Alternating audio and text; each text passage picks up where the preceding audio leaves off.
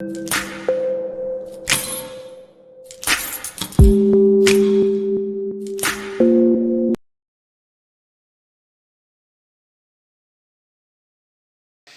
hoje aqui retomamos a nossa exposição de Romanos, né? Eu quero convidar você que abra sua Bíblia comigo em Romanos, capítulo de número 12, verso de número 12 também.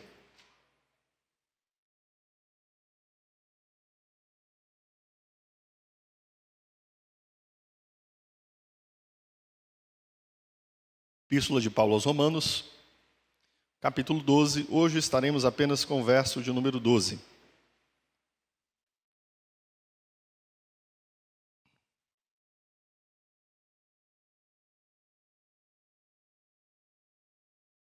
Bem, amados, o texto nos diz assim. Eu gostaria de pedir para o Gabriel colocar para a gente aí isso na NVI. Obrigado, Gabriel. Não, 12, tá? De Romanos. Esse é 12:11.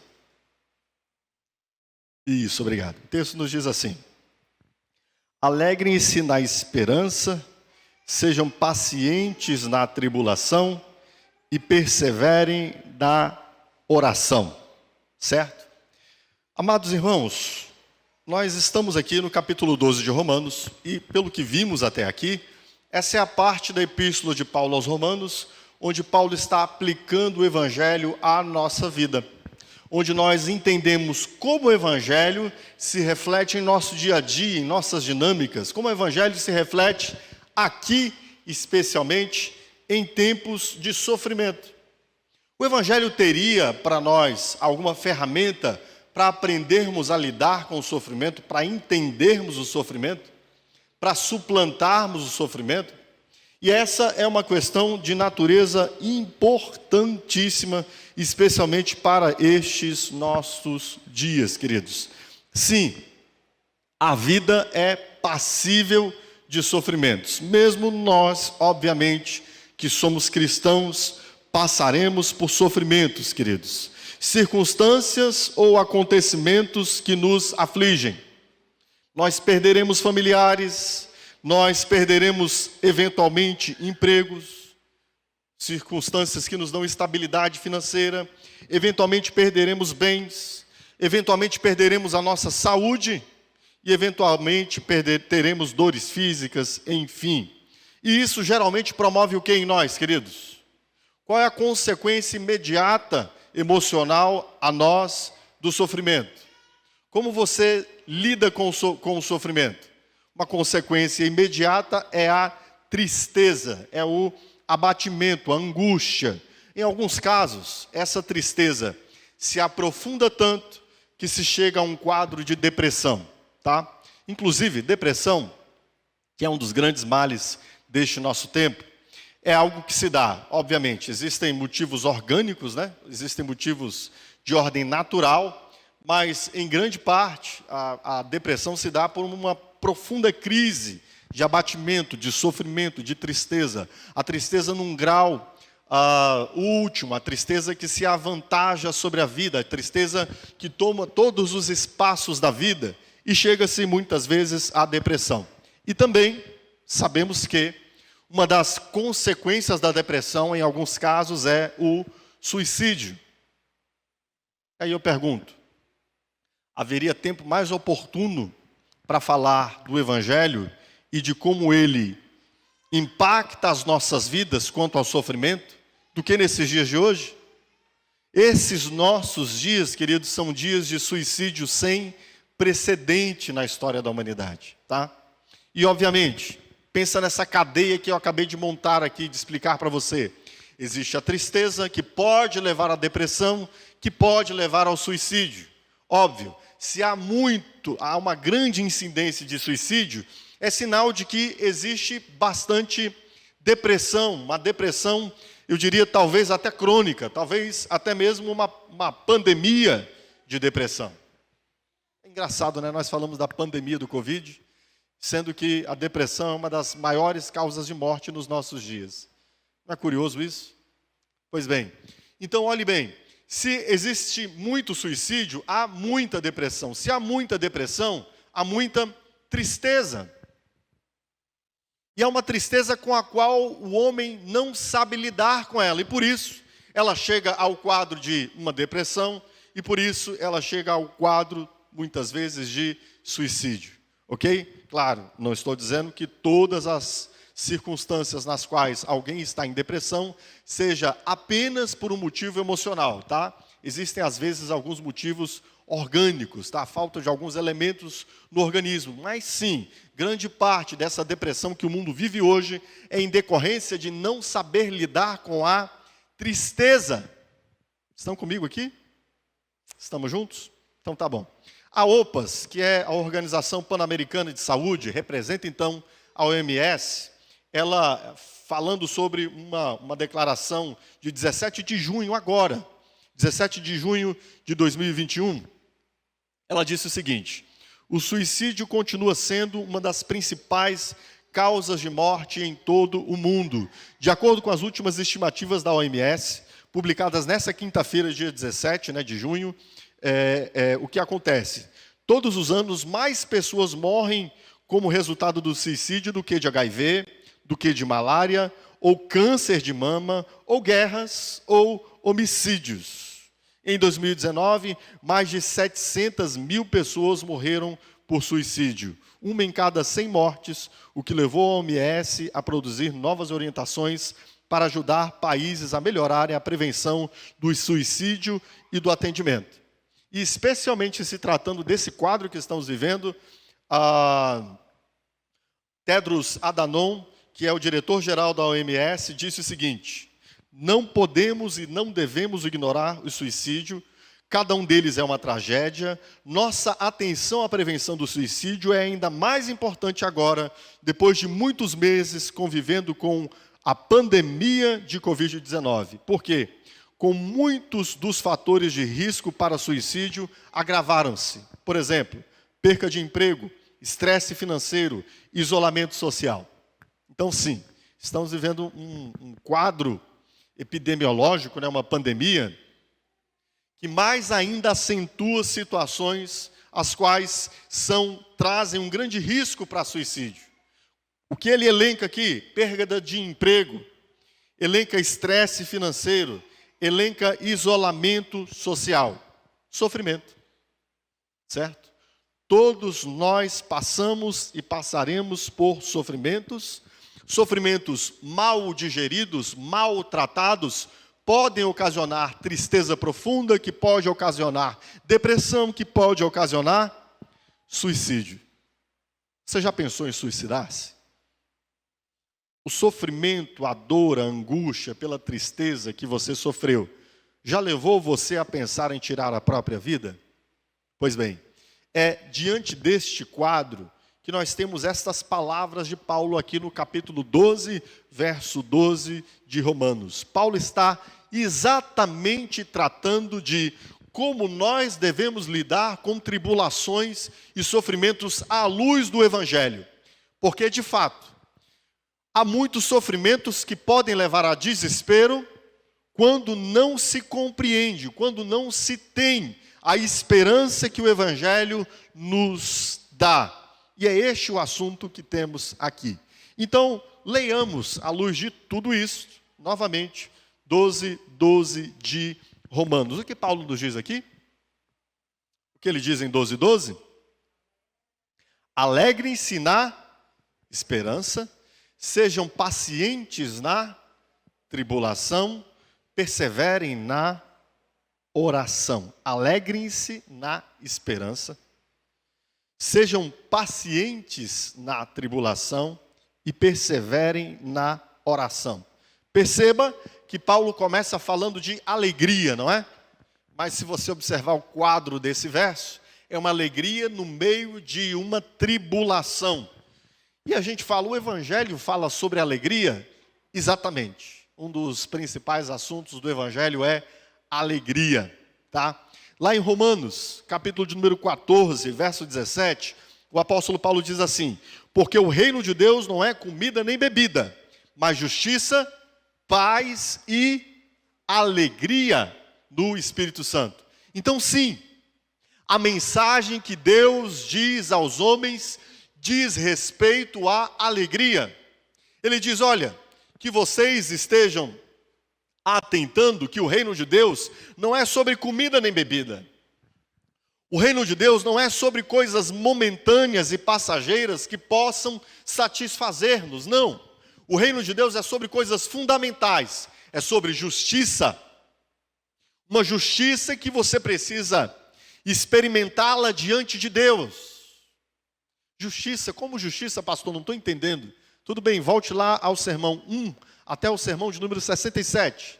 Hoje é o sermão 68, tá? Tudo que a gente falou em Romanos, especialmente nos capítulos 1 a 8, dizem respeito à justiça. Um dos principais problemas dos homens é a justiça pessoal, o seu pecado. O seu pecado que coloca você numa condição de condenável diante de Deus. E o Evangelho é sobre justiça. É sobre como o próprio Deus resolve a sua situação de condenação e torna você justificado diante dele, para que então agora você já não esteja mais em conflito com Deus, para que agora você esteja em paz com Deus. Por isso que ele disse, o reino de Deus não é sobre comer nem beber, o reino de Deus é sobre justiça. Como eu consigo me ver livre de toda a condenação que havia sobre mim, para que agora eu seja declarado justo diante de Deus. O reino de Deus é sobre paz. Sim, obviamente. Aquele que uma vez se viu condenado e agora reconhece que não está mais em condenação, ele tem entre ele e Deus estabelecida não mais uma relação em conflito. Conflito? Eu estava em conflito com Deus? Exatamente. Você se opunha a Deus antes de Cristo. Você ignorava Deus. Suas palavras eram um assinte, uma afronta contra Deus. Sua vida era uma vida em oposição a Deus. O apóstolo Paulo nos diz que nós andávamos, no capítulo 2 de Efésios, segundo o curso deste mundo, conforme o príncipe das potestades do ar. Nós não estávamos em paz com Deus, a nossa paz era com o diabo. Nós andávamos segundo ele. E com Deus, disse o Senhor Jesus em 3,36 do Evangelho de João, aquele que não crê no Filho permanece sob a ira de Deus. Sim, a nossa condição não era de paz com Deus. Nossa relação com Deus era uma relação de conflito, e Deus está irado contra o homem que ainda não se arrependeu dos seus pecados e ainda permanece não crendo em Cristo Jesus. Por isso que Paulo diz que o reino de Deus não é sobre comer nem beber, é sobre justiça, é sobre paz. Aquele que compreendeu o Evangelho, agora já não mais está em conflito com Deus, ele está em paz com Deus. Ele agora se apresenta diante de Deus, e Deus vem em sua direção. E o que mais ele diz? Não é nem sobre comer, nem sobre beber, é justiça, paz e o que mais? Alegria. É claro que a consequência mais natural do Evangelho seria o que, queridos? Alegria. A alegria de uma lasanha bem cozida. Tudo bem, uma lasanha é um negócio legal, né? A alegria de jogar futebol, de jogar videogame. Tá bom, jogue futebol, jogue videogame. Isso nos traz alguns momentos de alegria. Não. Justiça, paz e alegria do Espírito Santo. Uma alegria que transcende momentos, que transcende circunstâncias, que está para além de efêmeras e curtas e breves e momentâneas alegrias dessa vida. Sim, o Evangelho é sobre alegria. Uma alegria que independe das circunstâncias. E por isso, é possível falar da alegria do Evangelho nos dias de sofrimento. E esse é o nosso assunto aqui hoje. É disso que Paulo está tratando aqui hoje. O título desse sermão é A Alegria do Evangelho nos dias de sofrimento. Estamos juntos aqui? Ok? Então tá bom. Então vamos observar o que Paulo fala sobre a alegria do Evangelho nos dias de sofrimento, nesse trecho que temos diante de nós.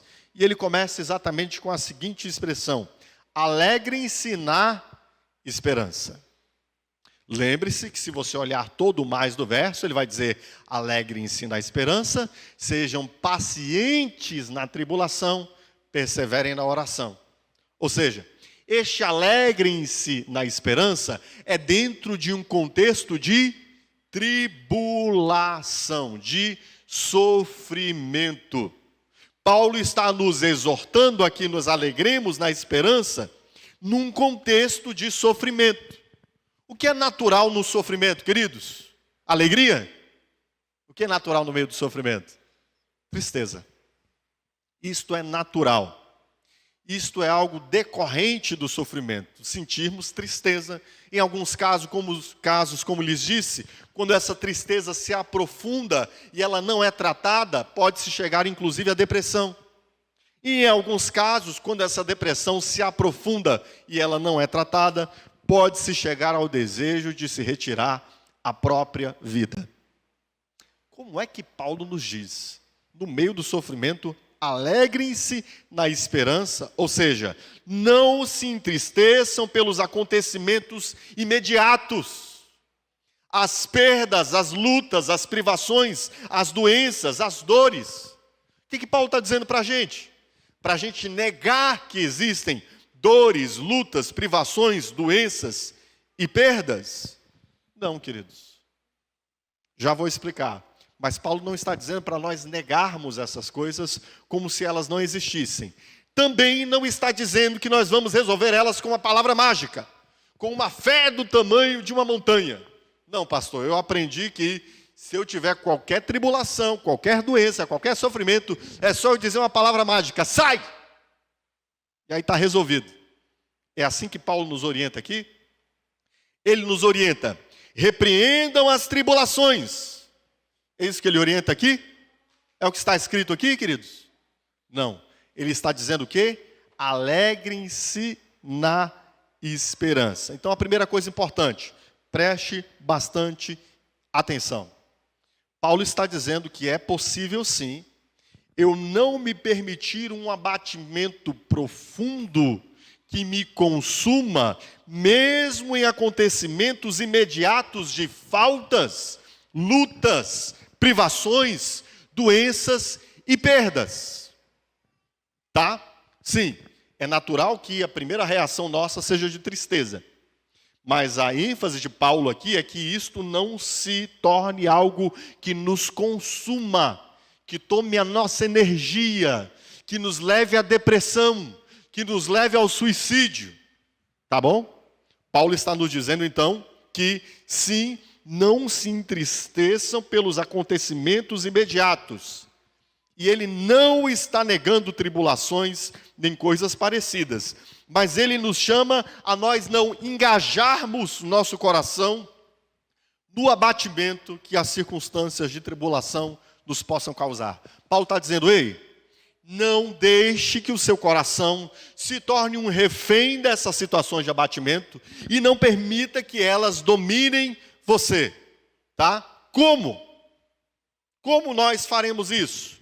E Paulo nos diz, alegrem-se na esperança. Bom, primeira coisa importante aqui é se nós entendemos que o Evangelho responde às situações de tribulação, nos dando uma resposta para que a alegria do Evangelho reflita-se em nós nos dias de sofrimento, então preste atenção. A primeira coisa que a gente precisa entender é o que é esta esperança que Paulo está nos falando aqui. Alegrem-se na esperança. O que seria essa esperança, queridos? O que é esperança para você? Eu já vi, inclusive, bons comentaristas bíblicos, estudiosos, interpretando muito mal esse texto, tratando a esperança como aqui como sentido amplo e geral, né? Bom, primeiro vamos lá, vamos tratar o conceito de esperança. Primeira coisa importante é que nós, em nosso tempo e na nossa linguagem, usamos pouco esta palavra esperança e quando a utilizamos muito descarregada de significado. Para nós a esperança é alguma coisa mais ou menos assim, tipo, tem tudo para dar errado, mas quem sabe dar certo? Não é assim que a gente usa a palavra esperança? A esperança é aquele negócio assim, olha, já acabou todas as chances de dar certo, mas talvez por acaso possa dar certo. Inclusive tem um ditado que diz assim, né? A esperança... Bom, vai morrer tudo. Né? A gente sabe que vai morrer. Ela vai morrer por último, né? É mais ou menos assim que a gente usa a expressão, a esperança é a última que morre. Tipo, não, acabaram-se todas as chances. Vai que dá certo, por acaso, né? Por sorte. É assim que a gente usa a palavra esperança. Primeira coisa importante, não é nesse sentido que Paulo está usando a palavra esperança, tá? Como talvez uma ocasionalidade possa levar a sucesso. Não é nesse sentido que Paulo usa a palavra esperança, tá? A esperança, ela é, no vocabulário de Paulo e no Novo Testamento, a firme confiança de que algo vai acontecer. Estão comigo aqui? Não é, olha, já perdi todas as expectativas. Se acontecer, foi uma sorte. Isso não é esperança. Esperança é a firme confiança de que algo vai acontecer. Deu para entender? Eu tenho tanta confiança, eu tenho tanta certeza em algo futuro. E isto é esperança. Estão comigo? Tá. Mas ainda tem um delineamento, só estou achando palavra difícil. Deixa eu tentar achar uma palavra mais fácil aqui. Mas ainda tem uma especificação mais precisa na palavra esperança dentro da linguagem de Paulo e do Novo Testamento. O que é esperança para Paulo? Esperança, queridos, não se trata de uma esperança de que em respeito a coisas e circunstâncias momentâneas, tá? Quando Paulo usa a palavra esperança, ele está pensando na esperança última. Que esperança? A consumação da nossa salvação. Quando Paulo usa a palavra esperança, ele está pensando em quê? Em todas as promessas do Evangelho se cumprindo de forma última, nos levando de forma última para estarmos com Deus para sempre. Quando Paulo usa então a palavra esperança, em que ele está pensando, queridos? Ele não está pensando, alegrem-se na esperança de que essas circunstâncias de tribulação vão passar. Não é isso não. Preste atenção. Ele não está dizendo, alegrem-se com esperança. Não. Ele está dizendo, alegre-se na esperança. Uma esperança específica. E em toda a linguagem do Novo Testamento. E em toda a linguagem de Paulo, depois observe nas epístolas de Paulo, quando você ler a palavra esperança, ela tem uma carga de falar das coisas que hão de vir.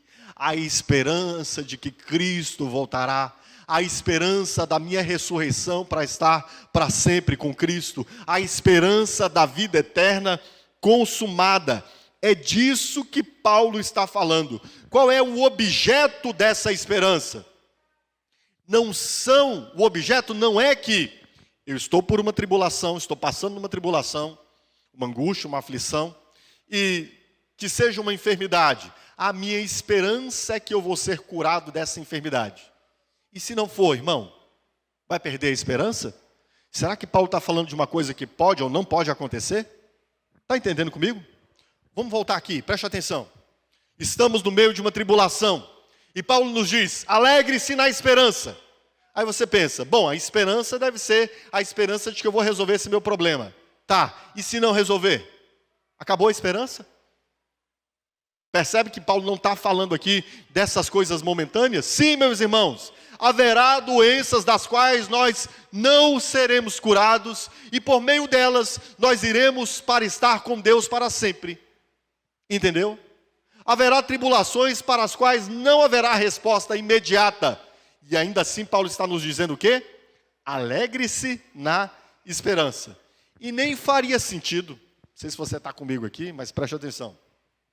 Nem faria sentido Paulo dizer, alegre-se na esperança e seja paciente na tribulação, se a esperança fosse de que a tribulação fosse resolver tudo. Entendeu? Se a esperança fosse resolver a tribulação. Não, não é nesse sentido. Paulo está dizendo, alegre-se na esperança. Que esperança? A esperança da vida eterna. Paulo está dizendo o seguinte, redimensione as coisas. Olhe para esse sofrimento à luz do que ele é no tempo, na história. O que é um sofrimento nesse tempo e nessa história, comparado à eternidade, comparado à vida eterna com Deus? Alegre-se naquilo que será a consumação da sua salvação, queridos. Há um texto, e eu quero pedir que você abra comigo a sua Bíblia.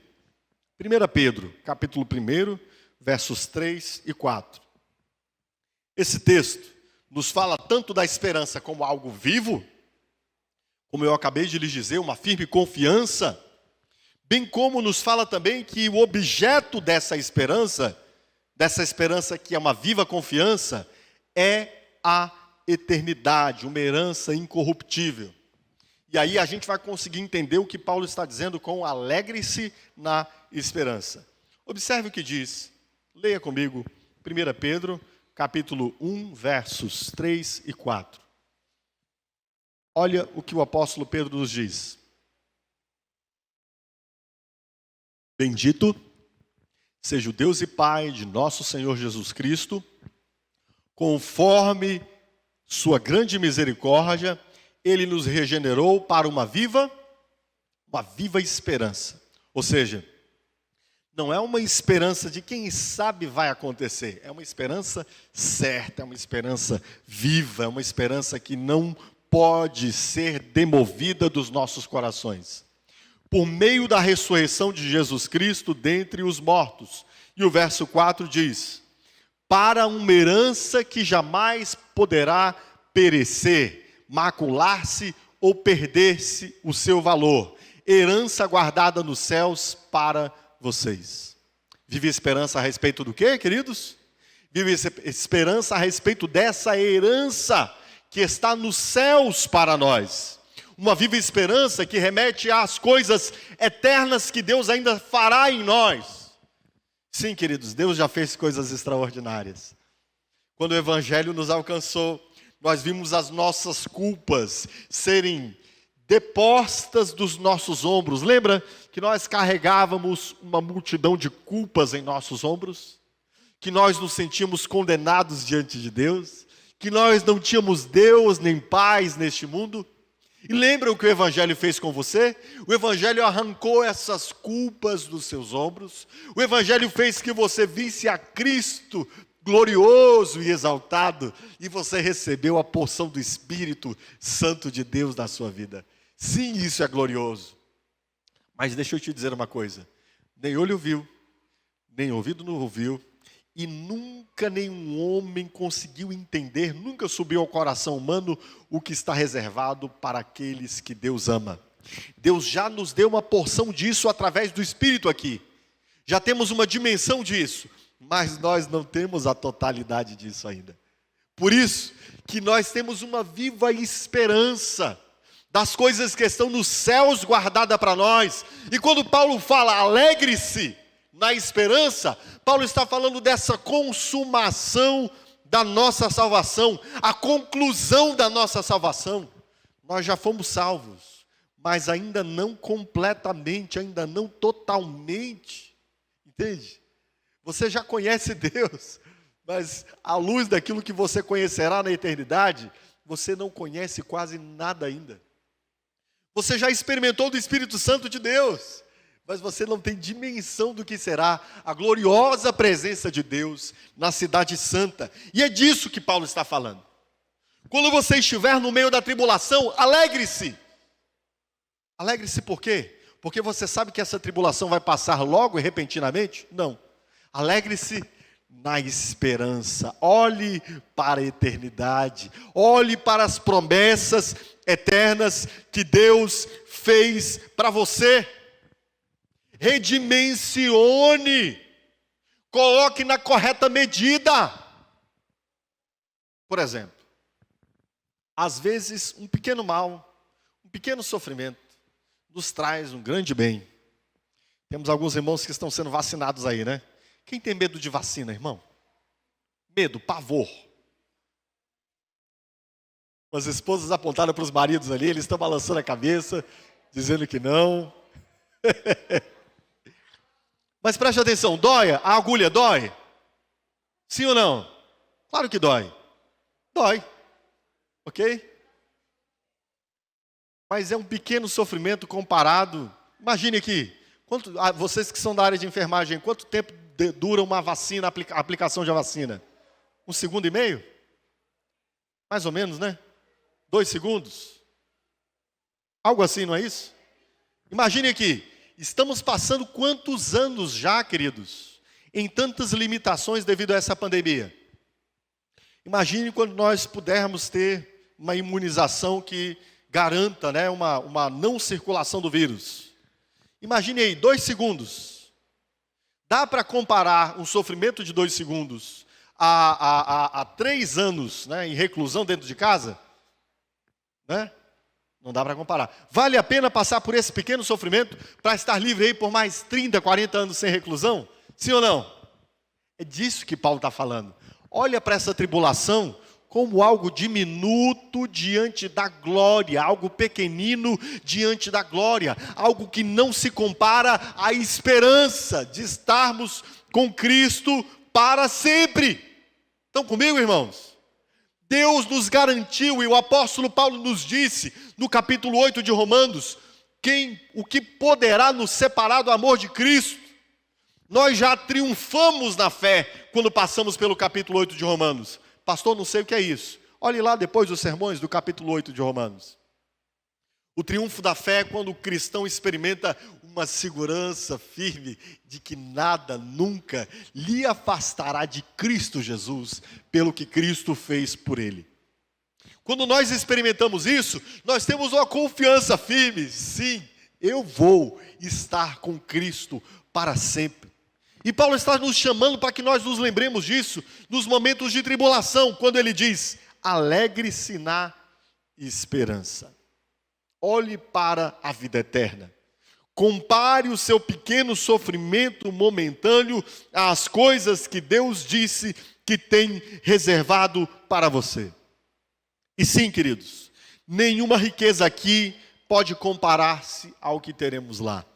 Nenhum sofrimento aqui pode obscurecer o que nós receberemos lá. Se o nosso tesouro estiver em Deus para sempre, o que serão as privações aqui? Nós somos como, imaginem vocês, há uma ilustração, não vou me recordar de quem é essa ilustração. Não estou vendendo como minha, tá? Não é minha não, tá bom? Não me veio a memória agora de quem é essa ilustração. Imagine você, alguém que conquistou uma herdade, uma herança, um tesouro incomensurável, inimaginável, que não se pode medir. E aí ele está indo, né, numa carruagem nessa estrada em direção a esse tesouro que ele vai herdar. E de repente quebra a roda da carruagem. Faltando ali poucos quilômetros para chegar no lugar onde ele herdaria, né, essa propriedade. E aí ele começa a reclamar: a roda quebrou, que coisa difícil, Deus não me ama. Mas, cara, você quebrou a roda. Quebrou a roda da carruagem. É só você andar mais alguns quilômetros, entendeu?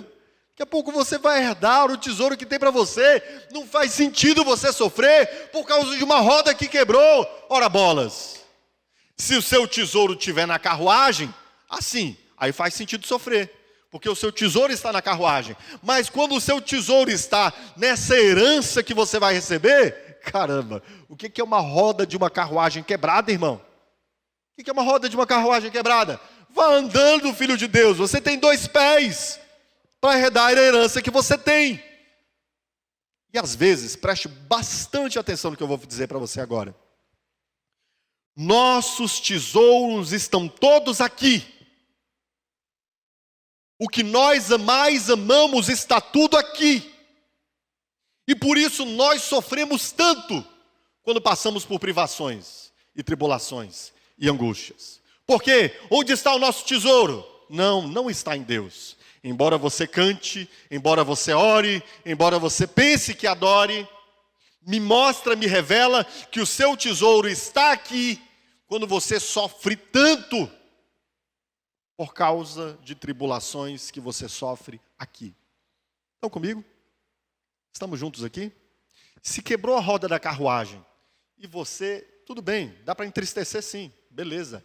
Não estou dizendo que a gente não vai sofrer momentaneamente, não, a gente vai. Mas a gente lembra das palavras, né?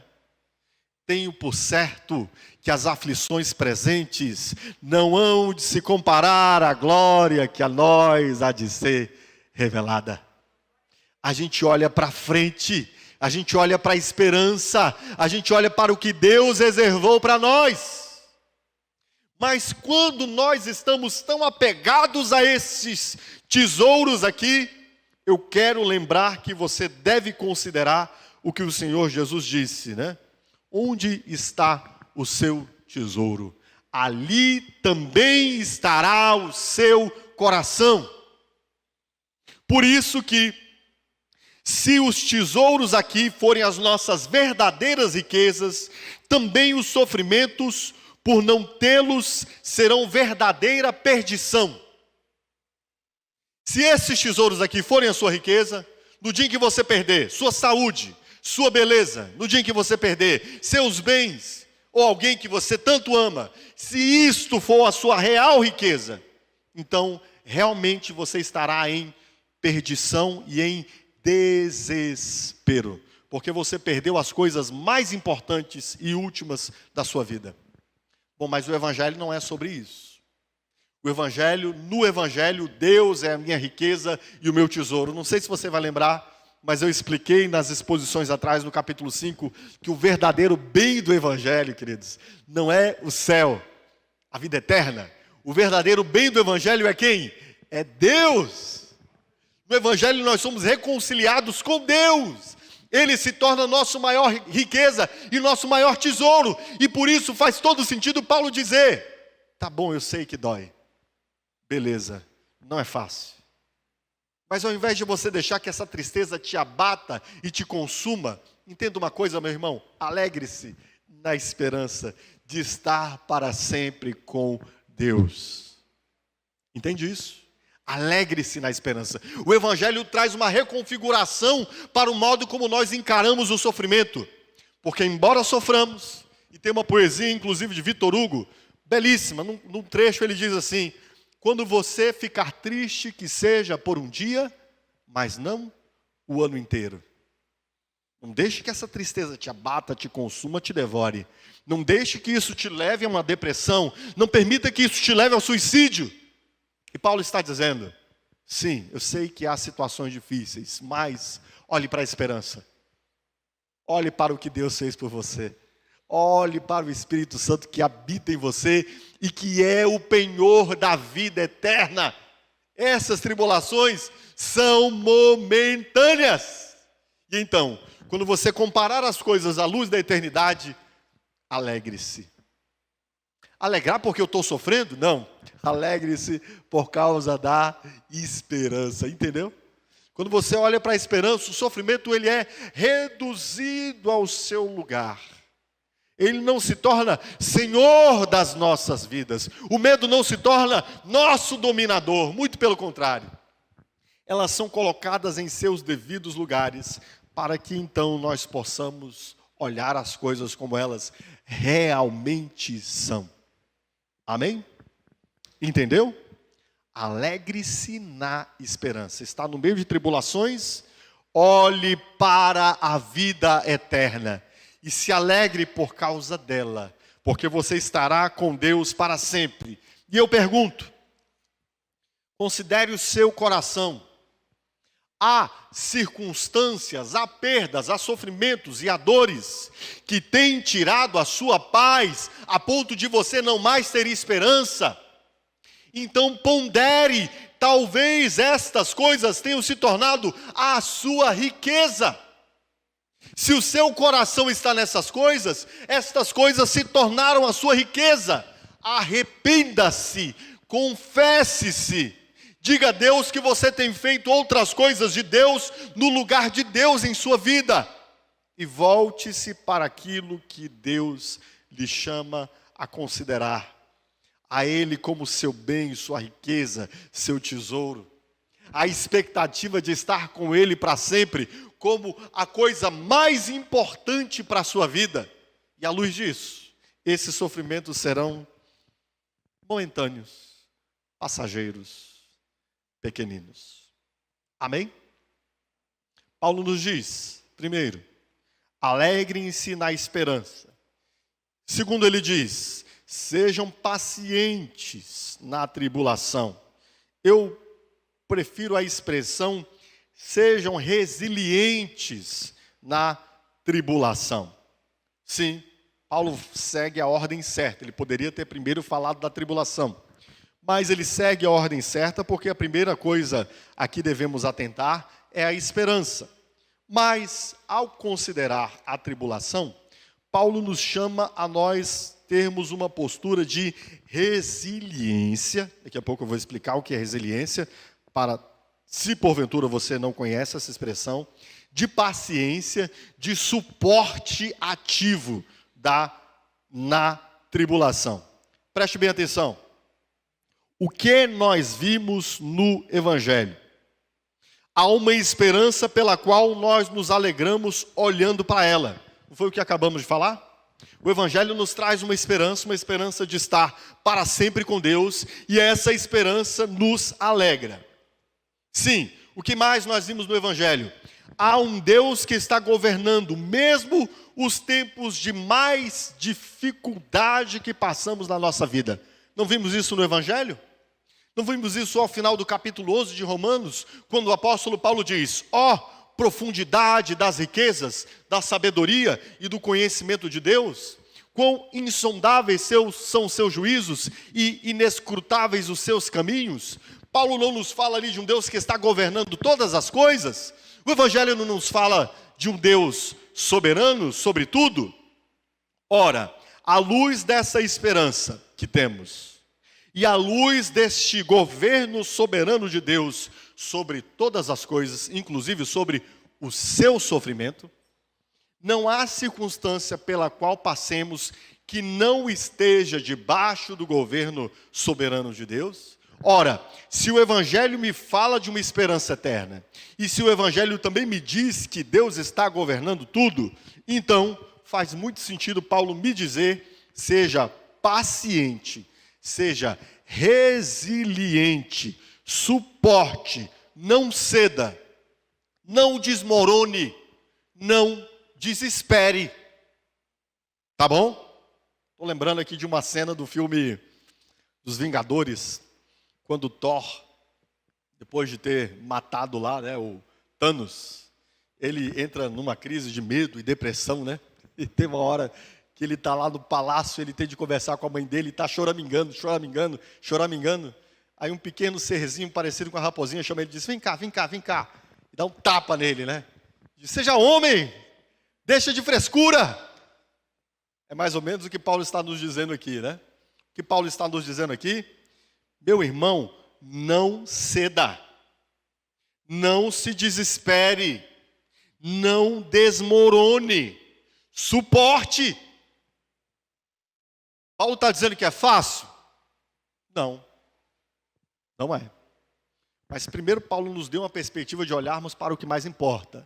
E segundo ele diz: olha, meus queridos, à luz do que mais importa, e à luz do Evangelho que mostra um Deus que governa sobre tudo, então, por favor, seja paciente, suporte, seja resiliente. Essa é uma palavra que temos usado muito em comportamento, nos últimos 10 anos, pelo menos. Resiliência é a capacidade de adaptar-se e suportar situações difíceis. Sabe uma mola? Uma mola sofre tanto a expansão, que ela fica de boa, tranquila. Dói, deve doer, eu não sou uma mola, mas ela suporta. E ela sofre também a compressão. Você aperta uma mola, ela diminui. Você puxa uma mola, ela estica. No final das contas, ela continua sendo não deixa de ser o que ela continua sendo uma mola. Isso é resiliência. Capacidade de suportar as situações adversas sem que isso nos afete profundamente em nosso ser. O que Paulo está dizendo é exatamente isso: sejam pacientes na tribulação. Sim, vocês vão sofrer, eu sei disso. Mas eu não falei para você olhar para a esperança? Então redimensiona as coisas. O que é uma dor de uma vacinação de 2 segundos, à luz de muitas décadas, numa perspectiva de poder viver mais confortavelmente? o que é esta pequena e momentânea tribulação que você está passando, à luz de tudo que nos foi prometido pelo Evangelho, suporte. Seja homem, não homem no sentido masculino, mas homem criado à imagem de Deus.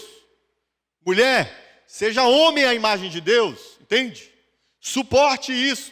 Homem, seja valente. Não desmorone, não se desespere. O que Paulo está nos dizendo aqui, queridos? Que nós precisamos ter uma postura na tribulação. Postura. À luz de tudo que ouvimos do Evangelho. Uma postura, uma decisão de agir de um determinado modo. Sem cedermos aos apelos de autocomiseração. Sabe, quando a gente quer valorizar o nosso sofrimento. Ai, mas eu sofro tanto, é tão difícil a minha vida. Só a minha vida. Pastor, se você tivesse a minha vida. Não é assim que às vezes nós ficamos? Paulo está dizendo, não, suporte. Você tem uma esperança, você tem um Deus que cuida da sua vida. E se Deus cuida da sua vida, Ele não apenas permite que você passe por essas situações, mas Ele próprio lhe dá segurança para que você as suporte. Abra sua Bíblia comigo. 1 Coríntios capítulo 10, verso de número 13.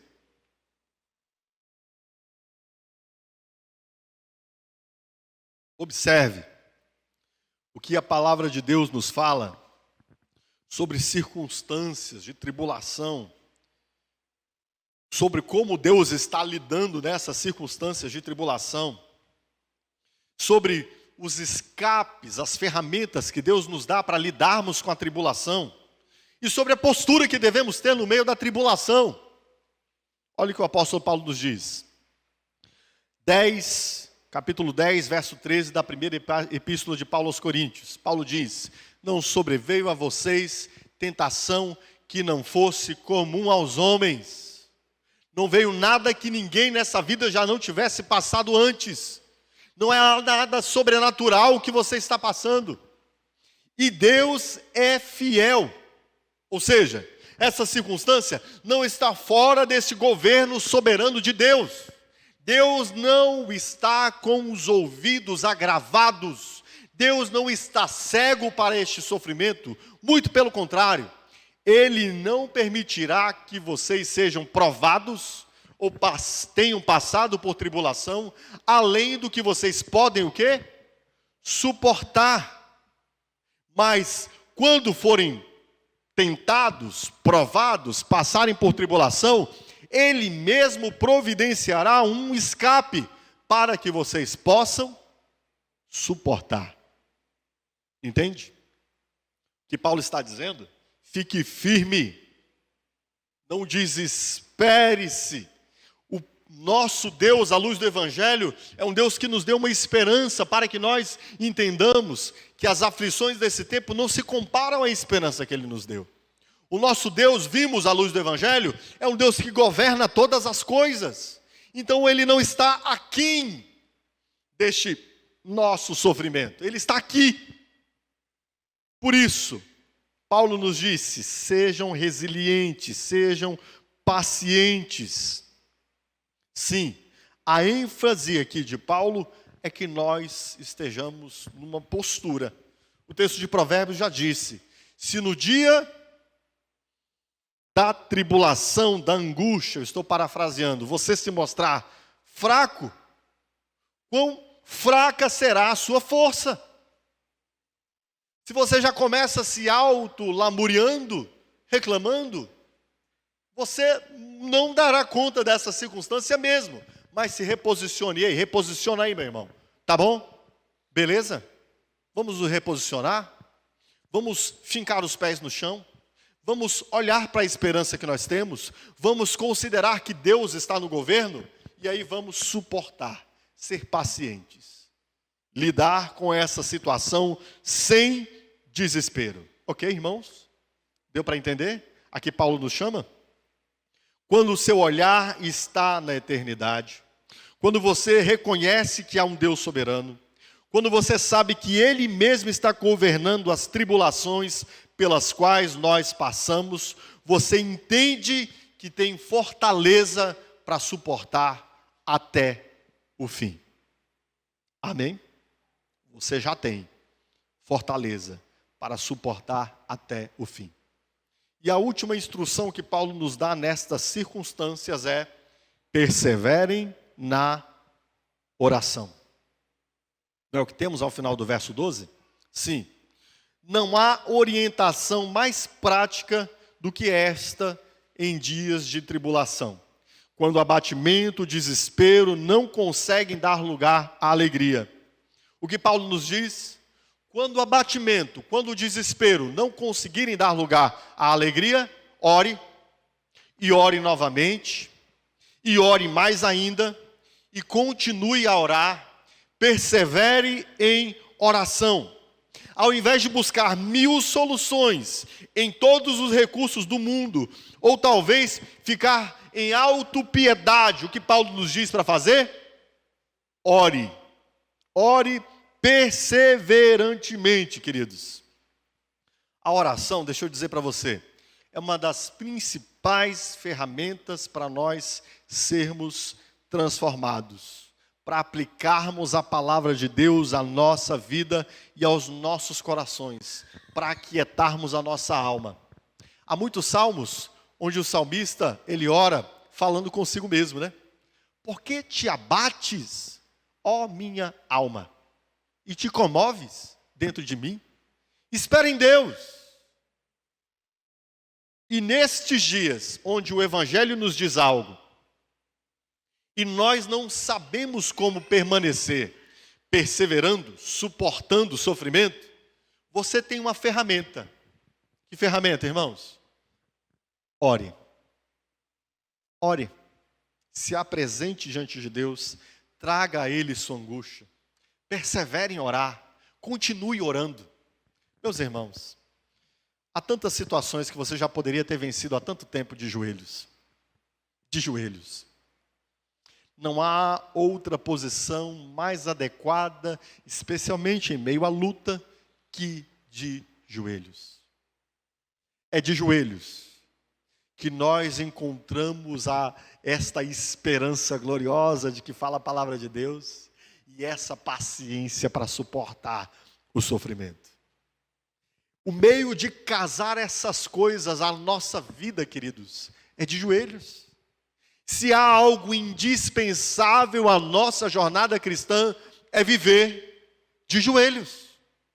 E se há algo que nós não podemos abrir mão, especialmente em dias de tribulação, é de conformar nosso coração à palavra de Deus, e isto só acontece de joelhos. É de joelhos que Deus te responderá, quem sabe com um milagre para livrá-lo do meio dessa tribulação. Eu já recebi diversas intervenções miraculosas de Deus de joelhos. Mas é também de joelhos que Deus nos dá paciência, porque Ele não agirá muitas vezes em favor de nos livrar da tribulação, porque a própria tribulação é o mecanismo dele para nos tornar mais semelhantes ao seu Filho. E nós só entenderemos isso de joelhos. Como é diferente um cristão que anda de joelhos, de um cristão que, ouvindo ou passando por tribulações, ele apenas considera as circunstâncias, as coisas momentâneas. Ele entra em desespero, muitas vezes em depressão. Por quê? Porque faltou a experiência de perseverar na oração. Sim, meus irmãos, eu e você temos uma carne fraca. Nossa tendência natural, ainda vivendo neste mundo, e como eu já lhes disse, expondo o capítulo 7 de Romanos, ainda tendo uma carne que está em nós e que nos quer conduzir para fora do governo de Deus muitas vezes, a nossa tendência, no início de nossos abatimentos, é de deixarmos que essa tristeza nos tome, nos governe, nos domine, nos leve ao desespero. Qual é o mecanismo pelo qual eu passo a considerar a esperança, a olhar para as coisas eternas, a entender que há um Deus soberano governando minha vida? Qual é a ferramenta pela qual eu conduzo a minha alma a essas fortalezas que Deus me dá? a oração, meu irmão, pelo amor que você tem à sua alma. Ore. Ore. O Senhor Jesus diz em Mateus 26, 41. Vigiai e orai. Quando ele está se dirigindo aos seus discípulos, ele sabia que eles passariam por grande tribulação logo em seguida, e ele diz: vigiai e orai para que não entreis em tentação, para que vocês não se desesperem, para que vocês não deixem que a tribulação arranque a esperança da alma de vocês. Vigiem e orem. Por quê? O espírito, na verdade, está pronto, mas a carne é fraca. Qual é o meio pelo qual nós podemos ir vencendo a carne, a fim de que nos momentos de tribulação, nós tanto possamos suportar a tribulação, quanto até nos alegrar na esperança? Qual é o meio? A oração, meus irmãos. Eu já tive muitas experiências de tribulações dificílimas, que só pela misericórdia de Deus, ao transformar meu coração através da oração, é que eu pude converter aqueles episódios do desespero à esperança, da angústia à alegria. E é estranho que algumas pessoas olham do lado de fora e dizem: como pode? Como pode nesse momento você não estar em desespero? Como pode nesse momento você já ter vencido essa angústia? Eu passei pela mesma situação que você, já ouvi isso de colegas de trabalho, e eu fiquei 2 anos em depressão. De onde vem essa nossa fortaleza, irmãos? Não vem de mim, não vem de você. Somos carne, nossa carne é fraca. Por isso Paulo nos orienta: ore, persevere na oração, queridos. Meu irmão, por favor, deixa eu te explicar uma coisa. Há situações que não serão resolvidas num passe de mágicas, tá? Há tribulações que vêm, que algumas delas permanecerão conosco durante algum tempo. Algumas delas poderão nos levar, inclusive, à depressão. Quem sabe, ao desespero de querermos tirar as nossas vidas. Sabe como você começa a lutar contra essas coisas e a se posicionar de modo a passar a entender o governo de Deus sobre a sua vida? De modo a olhar para a esperança da vida eterna? Sabe como? Persevere em orar, meu irmão. Ore. Ore mais. Você já teve a experiência de suplicar? É engraçado, né? A gente lê alguns textos na Bíblia que eu vejo hoje há cristãos que nunca experimentaram. Súplica. Num momento de angústia, você derramar sua alma diante de Deus, suplicando como se não houvesse outro momento senão aquele, como se você estivesse esmurrando as portas dos céus para que Deus lhe abrisse para você. Orar até que os seus rins doam, suas costas fiquem enrijecidas de tanto orar, até que o lugar onde você está de joelhos fique tomado por suas lágrimas. Já passou por uma experiência dessa? Hoje nós oramos tão fracamente, tão pobremente. Há cristãos que não sabem o que é a experiência de orar.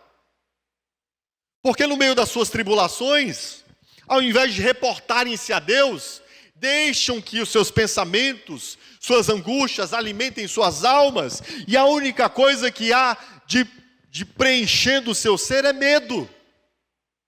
Mas pelo amor de Deus, meu irmão, feche a porta do seu quarto. Dobre-se diante de Deus e comece a apresentar a Ele a sua aflição, a sua tribulação, a sua angústia. Suplique. Tenha uma experiência de suplicar. Suplicar, sabe o que é suplicar? Suplicar é aquele pedido onde eu me humilho, onde eu elevo até como disse o apóstolo Paulo, ao terceiro céus a minha voz, a ponto de ela ser ouvida lá e ecoar no recinto de Deus. Às vezes as nossas orações são tão fracas, são tão tímidas, são tão medrosas, são tão lânguidas que dá tédio de ouvir. Estou dizendo que a gente vai suplicar em toda oração que nós fizermos, não. Mas no meio da tribulação, meu irmão, incendeie a sua alma em súplica. Experimentar suplicar e ouvir a Deus após a súplica é extraordinário. Saber de um Deus que nos ouve quando nós clamamos, irmãos, é glorioso. Nós muitas vezes nos apresentamos diante de Deus em súplicas e é glorioso ver a resposta de Deus. Deus movendo-se em direção a nós para nos dar sua palavra, fortalecendo a nossa alma. Como nós suportaremos no dia da tribulação? Persevere, fique firme, mantenha-se em oração. Amém? Amém? Isso eu não posso fazer por você. Eu posso ensinar você que você precisa olhar para a esperança que está nos céus. O Espírito Santo de Deus dirige sua vida a isso. Eu posso dizer para você que você tem que suportar, ter uma postura firme no dia da aflição. E você vai ter essa postura firme porque você sabe que há um Deus que governa todas as coisas e que há uma esperança destinada a você nos céus. Mas eu não posso perseverar em orar por você. Isso é algo que você tem de fazer. Isso é algo que você tem de exercitar, que você tem de experimentar, meu irmão. E como é glorioso experimentar, orar e ouvir a Deus. Como é glorioso. O Senhor te chama hoje para que você persevere em oração. Por fim, eu quero ler apenas um trecho de 2 Coríntios capítulo 2, 2 Coríntios capítulo 4, versos 17 e 18 com você. Por favor, meu irmão, ao invés de reclamar, ore. Tá? Ao invés de buscar recursos em dezenas de pessoas, em dezenas de mecanismos, ore. A oração fará que estas coisas que dissemos até aqui se aplique à sua vida. E por fim, à luz de tudo isso que vimos, o apóstolo Paulo nos diz em 2 Coríntios capítulo 4, versos 17 e 18. Porque a nossa leve e momentânea tribulação. Sua tribulação, qual é o grau dela, queridos? Seja qual for, leve. Qual é a duração da sua tribulação? Seja por quantos anos ela esteja se estendendo? Momentânea, entendeu? Seja que grau for de dor que você esteja sofrendo por essa tribulação, se você olhar à luz da eternidade, ela é leve. Seja qual for o tempo pelo qual você esteja passando por essa tribulação, se você olhar à luz da eternidade, ela é o quê? Momentânea. O que ele diz mais? Produz para nós um peso eterno de muito excelente glória. Não atentando nós nas coisas que se veem, mas nas que se não veem, porque as que se não veem são, as que se veem são temporais, e as que se não veem são eternas. Sua tribulação é temporal, tá? Seja qual for, é momentânea, é leve. E as coisas que não se veem são eternas. Aproveite essa tribulação. Quem sabe para ter uma experiência que você nunca teve de Deus, meus irmãos. Jó disse, Senhor, eu te conhecia de ouvir. Tinha uma boa teologia, que na verdade não era tão boa, né? Mas ele poderia achar ser boa. Eu tinha até alguma teologia a respeito de ti. Eu até ensinava de ti no meio da congregação. Mas depois de tudo isso que eu passei, meus olhos te veem.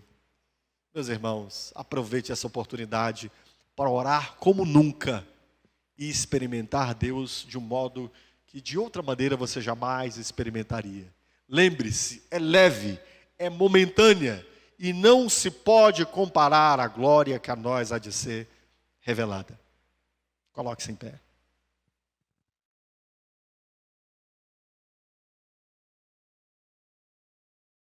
Eu quero pedir a você que neste momento se apresente diante de Deus. Você tem reclamado no meio das suas tribulações? Você está em desespero, em depressão? Quem sabe pensando em tirar a vida? Deixa eu te dizer uma coisa, meu irmão. Alegre-se na esperança. Olhe para o que o Senhor fez por você, para o que Ele garantiu para você. Fique firme nos dias difíceis, tá? Sei que não é fácil. Mas fique firme, seja corajoso. E acima de tudo, ore. A oração vai fazer que sua alma se concilie à palavra de Deus, para que você possa ter viva esperança. Se você tiver de pedir perdão a Deus neste momento, porque há coisas que são mais importantes para você do que Ele mesmo, que as riquezas eternas, peça perdão e se reposicione nessa tribulação que você está passando. Senhor, muito obrigado. A Tua palavra nos diz que não sobreveio a nós provação, tribulação, angústia, senão aquelas que são próprias dos homens. E a Tua palavra me diz que o Senhor está governando soberanamente, mesmo estes momentos difíceis que eu passo, que os meus irmãos passam. A Tua palavra me diz que o Senhor mesmo providencia para nós um escape dessas tribulações. Obrigado. O Senhor é um Deus que governa no meio das tribulações, quando o mar se exalta e suas ondas espumam, o Senhor está governando tudo isto. O Senhor nos chama que nós olhemos para a eternidade. Eu te peço que o Senhor nos perdoe se as nossas riquezas estão aqui, e se perder essas riquezas daqui, ou sofrer o abatimento por essas riquezas daqui, nos tem trazido tanta tristeza. Que o Senhor nos perdoe, para que nós de fato olhemos para Ti e tenhamos o Senhor como nossa real riqueza. Ajuda-nos, Senhor, que perseveremos em orar. Ensina-nos a suplicar a Ti. Ensina-nos a dirigir a Ti toda a nossa tristeza, toda a nossa angústia, todo o nosso sofrimento, a trazer diante de Ti todo o nosso abatimento, para que a nossa alma possa experimentar, ouvir-Te, conhecer-Te e esperar em Ti. Eu peço nessa noite, renova e restaura o coração dos Teus filhos na esperança, e assim dá-lhes alegria, a alegria que vem do Evangelho, a alegria de estarmos em Ti e de sabermos que todas essas circunstâncias, de modo último, cooperarão para o nosso bem. Essa é a minha oração, e assim eu abençoo os Seus filhos, em nome de Jesus. Amém? Aplauda ao Senhor, queridos. Deus te abençoe.